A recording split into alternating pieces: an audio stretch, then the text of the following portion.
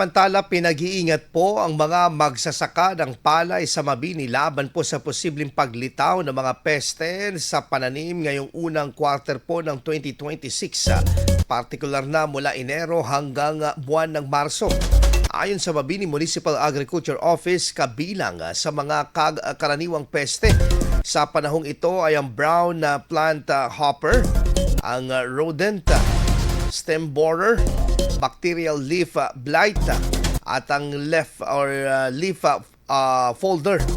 Dagdag ng tanggapan na mas magiging laganap ang mga peste kung hindi sabay-sabay ang pagtatanim at masyadong siksik ang pagitan ng mga tanim at kung sobra o kulang ang paggamit ng nitrogen at magnesium na pataba. Paalala ng Municipal Agriculture Office, maaaring maagapan ang banta ng pagkalugi sa mga magsasaka sa pamamagitan ng tamang pamamahala at pag-aagap o pagiging maagap sa pagkontrol ng mga peste. IFM News. IFM News. IFM News.